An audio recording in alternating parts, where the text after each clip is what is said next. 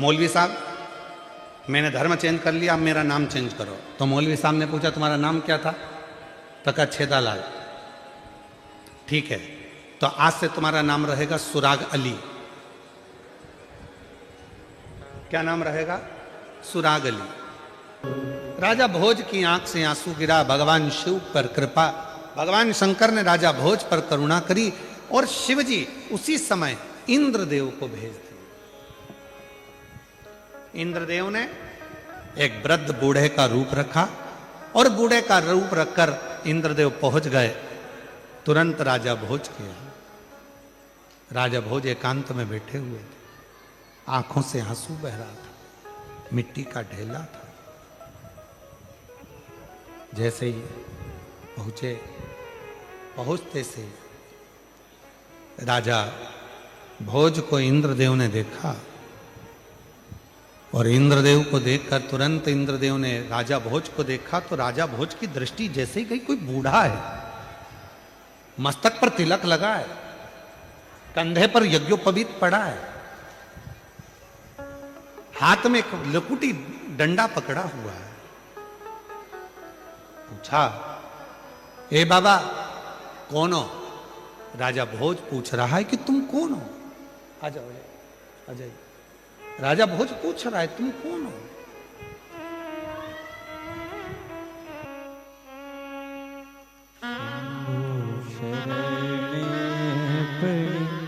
मांगो घड़ी रे घड़ी, दुख काटो, दया करी दर्शन।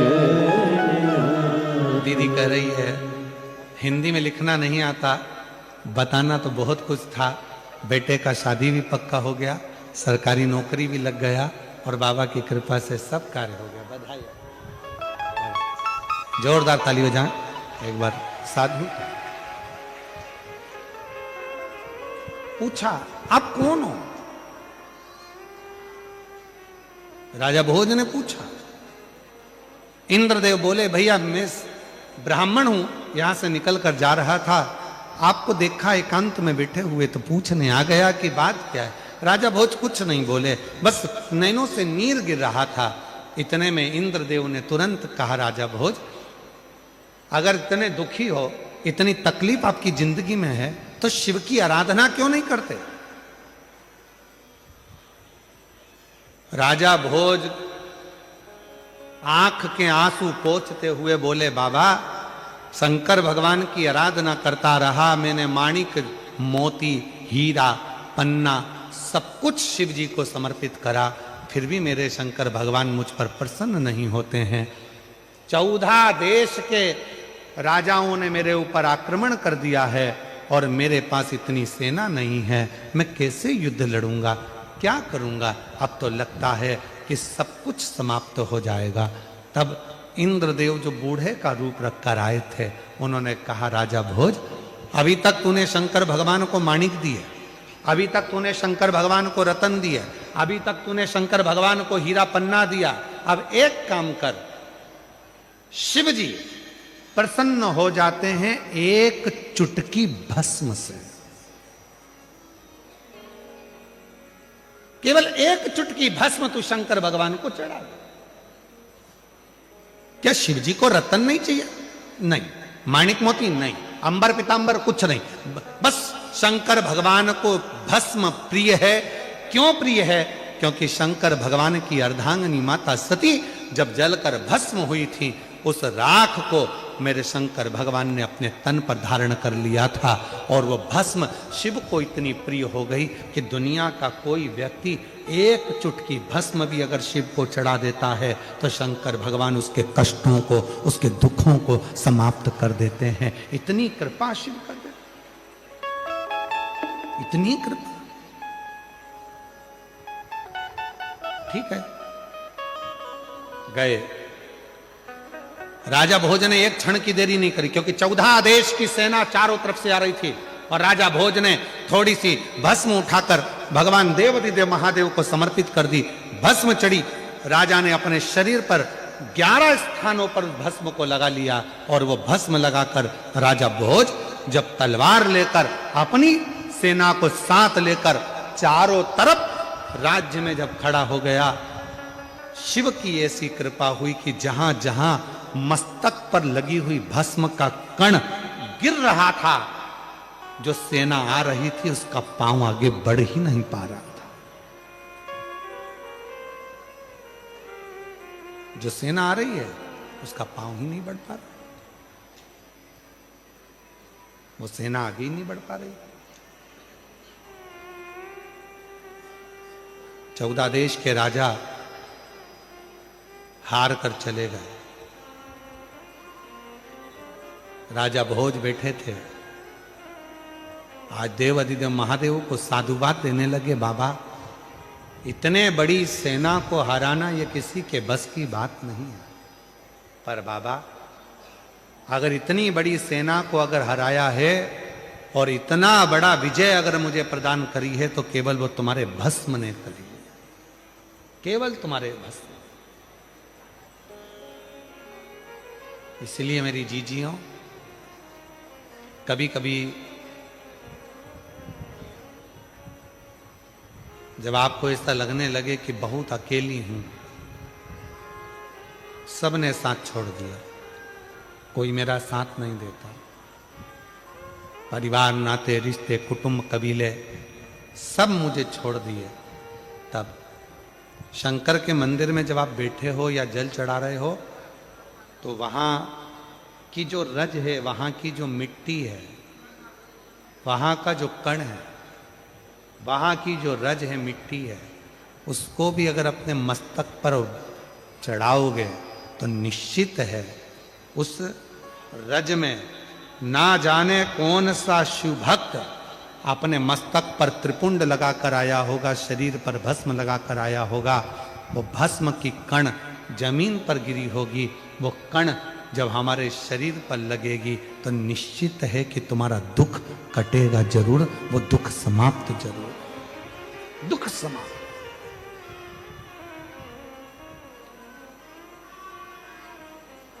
वो भस्म चपटी भभूत में है खजाना, जो तन पर भस्म चढ़ रही है। भगवान हुआ क्या, शिव महापुराण में महत्तम में वर्णन आता है, एक देवराज नामक का ब्राह्मण, जो कभी ब्राह्मण कुल में रहने के बाद भी ब्राह्मण कर्म नहीं कर पाया, जिसने कभी ना वेद पढ़ा, ना शास्त्र पढ़ा, ना कोई क्रम करा, ना कोई पाठ पूजन करी, ना कभी शंकर के मंदिर में गया, फिर भी वो देवराज मरा तो उसको लेने के लिए देवाधिदेव महादेव आ गए और नंदी पर बिठाकर लेकर गए।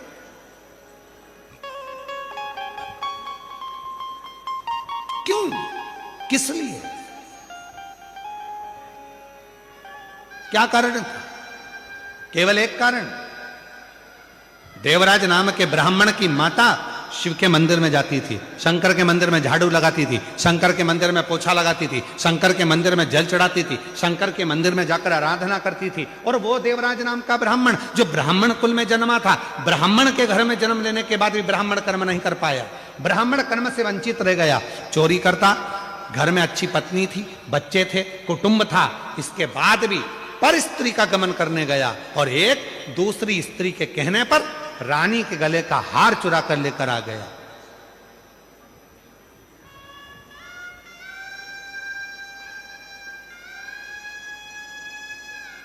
और वो हार जो रानी के गले का चुरा कर लाया, दूध पीछे पड़े, शरीर में ताप पड़ने लगा, बुखार आने लगा, कहां जाऊं? शंकर का एक टूटा सा मंदिर था, शिवालय था, उसमें जाकर छुप कर बैठ गया। दूत ढूंढते रहे, वो शिवालय में बैठा हुआ है और कांप रहा है, और उसी शिवालय में शिव महापुराण की कथा चल रही थी। कथा उसके कानों में पड़ी, जैसे ही महादेव का नाम लिया गया, हर हर महादेव कहा गया, बोलते से देवराज के सिर में दर्द हो रहा था, बाहर निकल गया, बेलपत्र के वृक्ष की छांव में, बेलपत्र के वृक्ष की छांव में उसने अपने प्राणों को त्याग दिए।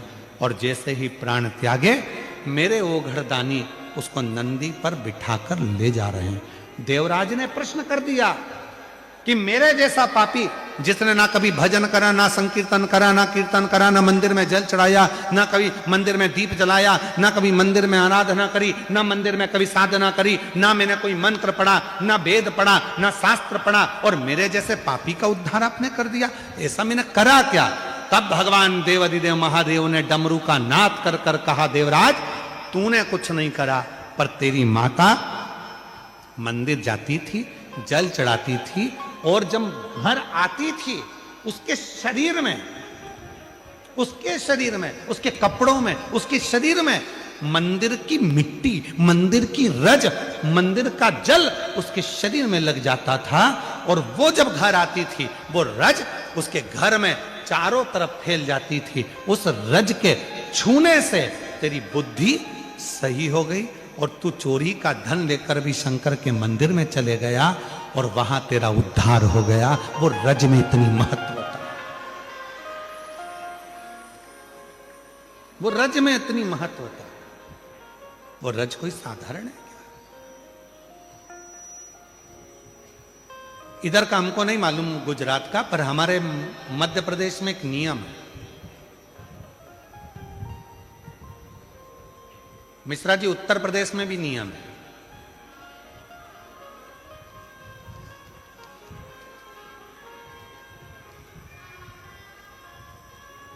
इधर गुजरात का छोटू भाई हमको नहीं मालूम है, परंतु हमारे उधर मध्य प्रदेश में, उत्तर प्रदेश में, सेंगर जी तुम कहाँ के हो हमें नहीं मालूम, तुम भी उत्तर प्रदेश के हो क्या? हाँ, तो तुम्हारे कोई मालूम होगा। उधर साइड में एक नियम है, जब कोई बड़ा तीर्थ कर कर घर आता है ना कोई व्यक्ति, तो उसके कपड़े की रज शरीर पर दूसरे लोग मलते हैं। जैसे उसका शरीर, जो उसने कपड़ा वहां पहना था, तीर्थ में गया था, जो कपड़े पहनकर आता है, उस कपड़े को धोते नहीं है, घर में झड़ाते हैं, उसके कपड़े की रज को शरीर से लगाते हैं। क्यों? हम तो बद्रीनाथ नहीं गए, हम केदारनाथ नहीं गए, हम अमरनाथ नहीं गए, हम सोमनाथ नहीं गए, हम द्वारका नहीं गए, हम रामेश्वरम नहीं गए, हम जगन्नाथ नहीं गए, पर जो होकर आया है उसके कपड़े में जो रज लगी होगी वो मंदिर की ही तो रज होगी। जब हमारे शरीर से लगेगी तो हम जैसे जीवों का भी कल्याण कर देगी, इसलिए उस रज को लगा, रज को लगा।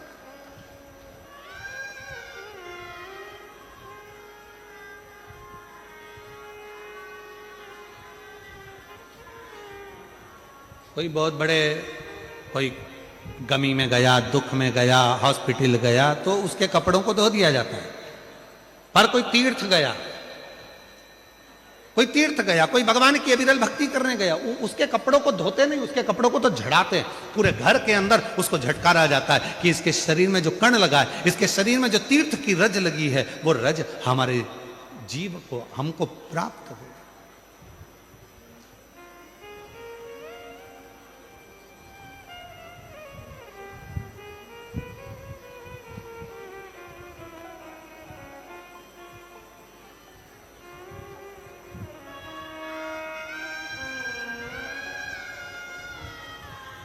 और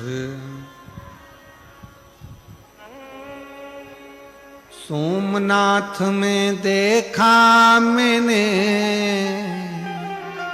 एक अजब नजारा, सोमनाथ में देखा मैंने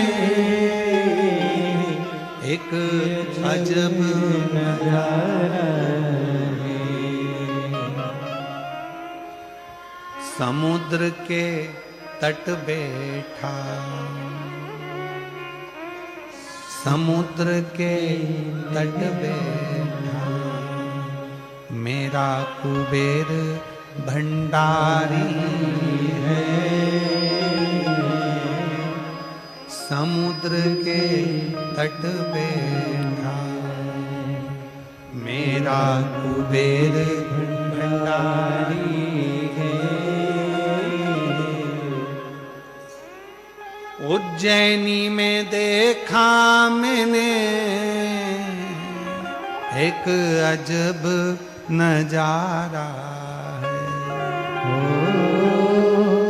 उज्जैनी में देखा तुम्हें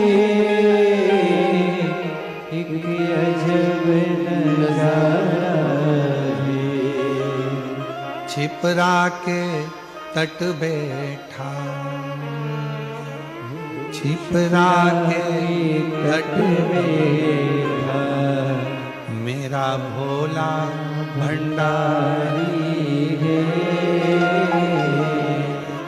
छिपरा के तट बैठा, मेरा भोला भंडारी है। ये अजब नजारा है। उसके रज हमारे शरीर से लगे। लोग क्यों आते? कथा के पंडाल में आते हैं, आरती होती है, तब तक रुकते हैं। आरती होने के बाद खड़े होकर आरती करते हैं, फिर नीचे झुककर उस मिट्टी को आरती के बाद लोग अपने मस्तक पर चढ़ाते हैं। क्या है पंडाल की मिट्टी? क्या है शिव पुराण की मिट्टी? क्या है शंकर भगवान के कंकर शंकर की मिट्टी? आखिर उस मिट्टी में ऐसा क्या हो जाता? क्या हो जाता?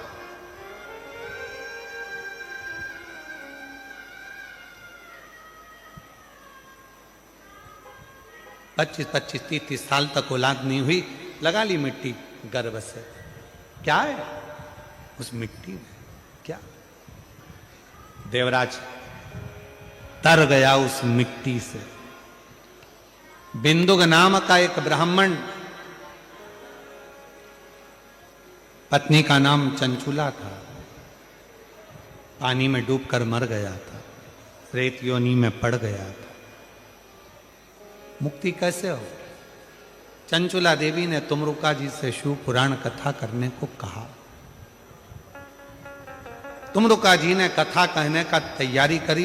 ईश्वर जी गोरा जी बनकर शिव पार्वती पहुंचे उस कथा के यजमान बनने के। यजमान बनने, स्वयं शंकर और पार्वती, स्वयं शिव और शक्ति। क्या है ऐसा शिव जो सहजता में जीव तर जाता है? राजा भोज की कथा में जैसे वर्णन आया कि अश्रु गिरे, शिव प्रसन्न हुए, त्रिपुंड लगाया भस्म का, चारों तरफ घूमा तो चारों तरफ शंकर की सेना खड़ी हो गई। चारों तरफ मेरी जीजियों, मेरे जीजाओं, मेरी बेटियों, बेटाओं, मेरे बुजुर्ग माँ बाप, याद रखना, शंकर भगवान के मंदिर में नित्य जाइए, शिव के मंदिर में रोज एक लोटा जल चढ़ाइए। और अगर मंदिर के अंदर भी प्रवेश ना कर पाओ तो मंदिर के शिखर का दर्शन कर लीजिए। और इतना भी ना कर पाओ तो जहां शंकर का मंदिर है उसके सामने से निकल कर चले जाओ, तो हो सकता है हवा चलेगी, धूल उड़ेगी, और कोई भक्त शंकर के मंदिर से निकल कर गया होगा तो शिव के मंदिर की धूल हमारे शरीर पर चढ़ेगी तो हमारा भी उद्धार हो जाएगा। उस रज से हमारी मुक्ति हो जाएगी। वो रज कृपा कर जाए, वो जल की मूलता। एक भस्म का त्रिपुंड राजा भोज को बचा लेता है। और वही कथा यहां कह रही है कि ईश्वर जी गोरा जी पधार रहे हैं। जोरदार ताली बजाकर स्वागत करें ईश्वर जी गोरा जी का। ईश्वर जी गोरा जी शिव महापुराण के कथा के यजमान बनते हैं। भगवान देव अधिदेव महादेव की पवित्र कथा प्रारंभ होती है। बिंदुक प्रेत योनि में पड़ा हुआ इस कथा का लाभ लेता है। चंचुला देवी तुमरुका जी के मुख से कथा को श्रवण करती हैं और भगवान ईश्वर गोरा, शिव पार्वती, भगवान सुंदर ठाट के साथ में शिव महापुराण के यजमान पद ग्रहण करते हैं।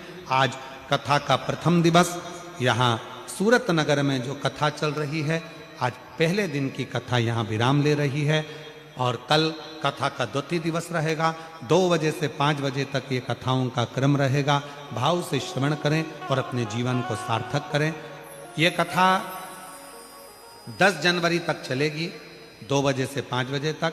उसके बाद में 16 जनवरी से 22 जनवरी तक बड़ौदा गुजरात में शिव महापुराण की कथा दोपहर में 1 बजे से 4 बजे तक बड़ौदा गुजरात में रहेगी। उसके बाद में फिर वो कथा 22 जनवरी तक रहेगी। फिर 27 जनवरी से 5 दिवसीय शिव महापुराण की कथा प्रयागराज सतुआ बाबा शिविर में होगी, जिसको भाव से आप और हम सब माघ महीने में प्रयाग की पवित्र धारा से श्रवण करेंगे, त्रिवेणी के संगम से। हर हर महादेव। आरती का क्रम प्रारंभ हो रहा है। जय जय श्री राधे। सभी भक्तों को हर हर महादेव, साधा जय श्री कृष्णा, श्री शिवाय नमस्तोभ्यम। व्यासपीठ को नमन करते हुए हम सबके प्रिय, हम सबके लाडले ठाकुर कल्लू जी महाराज को चरणों में नमन करते हुए परम सत्य, परम आदरणीय, विश्व विख्यात पूज्य गुरुदेव के पावन चरणों को नमन करते हुए और आप सभी शिव भक्तों के चरणों में नमन करते हुए सुंदर प्रथम दिवस की कथा हम सभी ने श्रवण करी। कल कथा का समय यही दोपहर 2 बजे से 5 बजे तक हम सभी श्रवण करेंगे। सुंदर आरती का समय हो चुका है। आरती में जिन भक्तों के नाम मंच से लिए जाएंगे वे अतिशीघ्र मंच पर पधारे। श्री छोटू भाई जी पटेल बड़े ही आदर और सम्मान से मंच पर पधारे। श्री आशुतोष जी मिश्रा बड़े ही आदर और सम्मान से मंच पर पधारे। श्री लाल जी भाई सेंगर बड़े ही आदर और सम्मान से मंच पर पधारे। श्री सुशील जी सेंगर, श्री मितुल जी सेंगर बड़े ही आदर और सम्मान से मंच पर पधारे।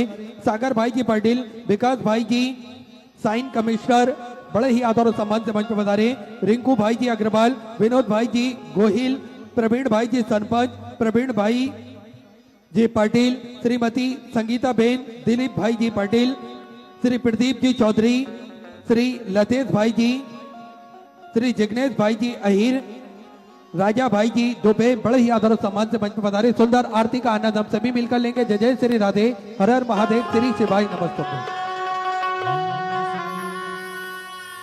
जय शिव ओंकारा, भोले भज शिव ओंकारा, ब्रह्मा विष्णु सदा शिव, भोले भोलेनाथ महाशिव, हरदागे धारा, ओम हरे हरे हरे महादेव।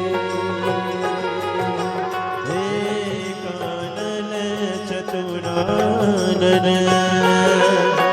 पंचानन राजे, भोले पंचानन राजे, हर शासन गरुड़ासन, हर शासन गरुड़ासन, वृषवाहन साजे, ओम हरे हरे हरे महादेव। दो भुज चार चतुर भुज, 10 बुद्धि अति सोहे, भोले 10 भुज अति सोहे, तीनों रूप निरखता, भोले जी का रूप निरखता, भुवन जन मोहे, ओम हरे हरे हरे महादेव। अक्षमाला वनमाला, मुंडमाला धारी, भोले मुंडमाला धारी, त्रिपुरारी करसारे, त्रिपुरारी करसारे, वरमाला धारे, ओम हरे हरे हरे महादेव। श्वेतांबर पीतांबर, बागंबर श्वेतांबर पीतांबर, बागंबर अंधे, भोले बागंबर अंधे, सनकादिक गरुड़ादिक, सनकादिक ब्रह्मादिक, भूतादिक संगे, ओम हरे हरे हरे महादेव। कर के मादिक मंडल, चक्र त्रिशूल धरता, भोले चक्र त्रिशूल धरता,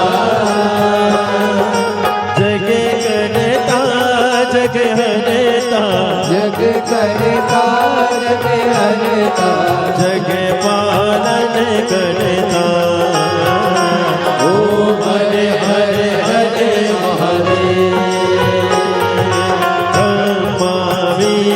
सदा शिव जानत अविवेका बोले जानत अविवेका